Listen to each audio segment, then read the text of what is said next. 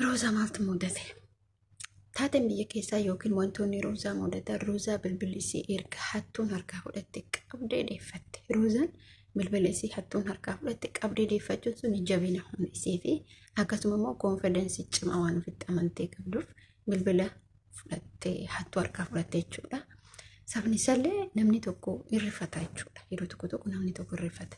Garuu isin immoo jabduu taate bilbila ofii deeffatte jechuudha. Assalaamu alaikum warahmatullahi wabarakatuh. Hordoftoota fi kabajamtoota. Ana diidamee fura akkam jirtan nagaa keessan fayyaa keessanii.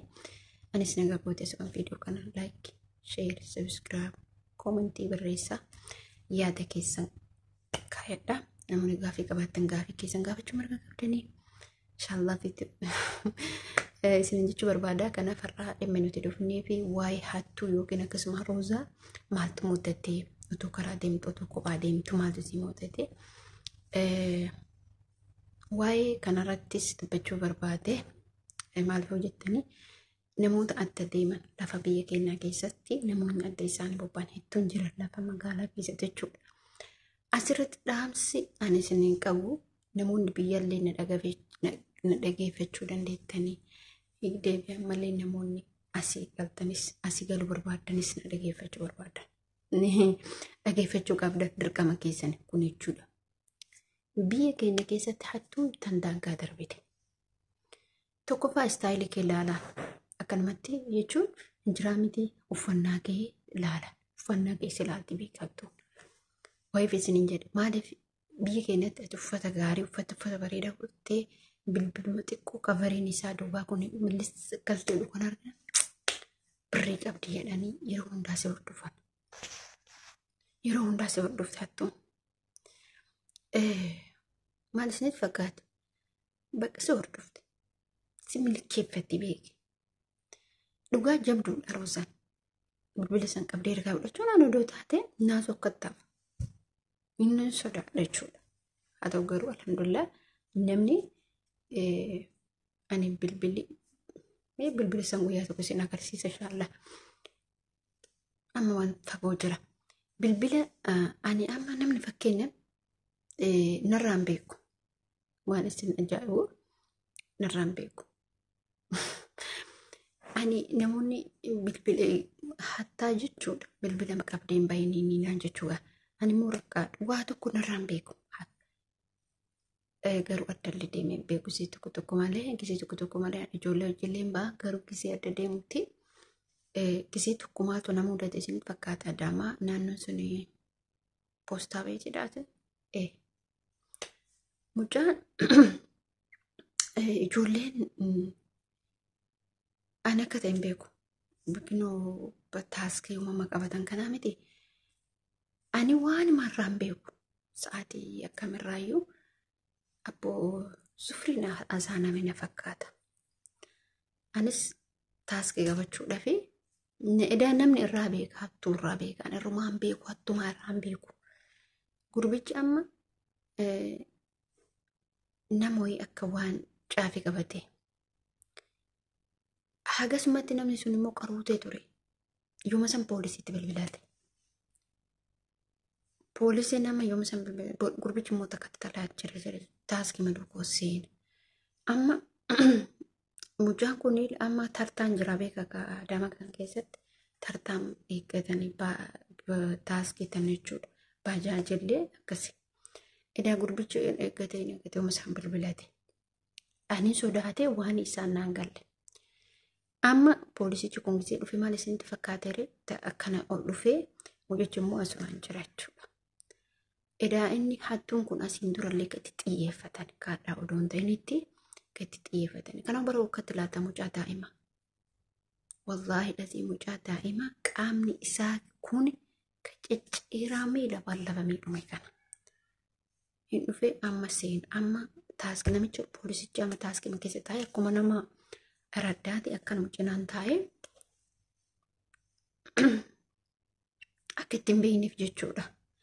Akkanuma cinaan taa'e akkanuma fuuldura akkatti balbalarra akkasii taa'ee amma makiina seensisuuf deeman kan agartee seena miti baja taaksiin kun taaskii jedhanii maal inni yoo akkasuma na fakkaateen beeku nubbo laala gaama namichi poolistaa jaati fi harki mucaan dhaqe keessi namicha harka keessa gadi naqe walumatti lim. Nama asii ol seenu hedduu poolisichi as taa'a mucaan asii ol seenu heda kabilbile. Haatichi immoo asumaan dhufee harkuma keessa kennu gir jedhe namni keenya gisee taaskii kana seenu gir jedhaa miti gisee san dhaqee achuma keessatti qabe. Yaa Allah dhayaa gisiisanii. Yaa Allah dhayaa gisiisanii. Dhaan gisiisanii ani yoo gisiisan akkasitti dhaansan wantu natti fakkaate. Achi deebii ammallee ardii kanatti gadi deebisee kennu wantaan hin jiraa miti. Kun maqaan isa maana dhiba. Ani bakka adda kiyya deema qaabsan jechuudha. Shaantaa tana fidee akkanumatti qabachuu eegale. Ka'u dura akkanumatti fidee qabachuu eegale. Yaa Allah mucaan kun haqinni akkati tumee jedhu kan imimmaan isaa takka tan asiin godhu. Dakkittiin imimmaan isaa bu'een beeku. Sila maantuunni sila maaliif hin buunne jedha karaa kee kana keessatti achuma dhaabadha. Achuma waa tokko kunuun sochoon. Si maaliif hin buunne mucaa imimmaan tuni xiqqishuma sila imimmaan hin jiru. Amma akkasumatti namichoon akka godhe surree isaa tana wanta godhe asuma harka gadi naqee aayilaandii akkanaa tana taateetiniin wanta qabdi. Waatu xiqqishuu kanatti jala kanatti jira. Wanna akka dammaa ta'ee waatu xiqqoo jala kanatti jira. Jala kanatti akka boorallee miti akka diimaa garuu akkasuma akkuma diimaa fakkaata jala kanatti jira. Xiqqishuu takka. Asiin immoo walitti cafallaqamaadha jechuudha aayilaandiin kun. Asii walitti cafallaqamaadha. Amma fuudha namichoon harkaa.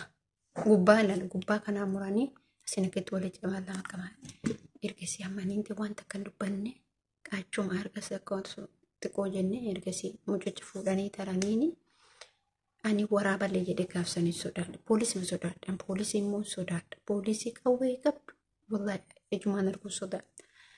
Ani ergasii hin taree ani hin deemne ergasii galee tumaan gaafadhe gaduma taa'ee galgala sirruma mucaa tokko rakkate tumanii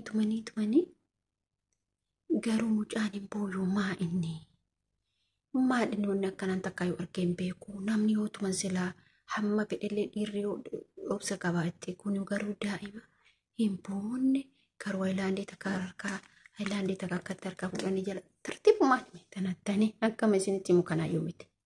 Gizee sankaa bakka anaaf wanni hosu haara. Ergasii amma akkana naan jedha kuni bardawaa wayiitti akka jismiin isa gommaadha yana fakkaata. Gommaadha akka jismiin isaanii gizeedhaan hin dhukkubne wayirraa gizee fiiganii gizee kufanii deebi'een muka wayirraan tarkaanfatanii gizee kufanii akka jismiin isaanii hin dhukkubne gommaa sana aayilaandii kana keessatti godhatanii isa gommaa ani gommaa hin baay'isanii dhuganii ani wallaahi waala hin beeku wallaahi akkas naan jedhan. Biyya keenya keessatti hattuun daangaa darbite daangama jechuudha. Sani asitti immoo ergasiillee akkas yeroo deddeebi'u sanitti safaruma sanarraa akkas wayii tartiiban isinitti maale. Dubartiin maantuunillee kama aayilaandii kana keessatti qabattee xuur jette. Dhoydi kanuma dhoyde jechuudha dubartiillee. Karramii dadhabee dhiirillee akkasuma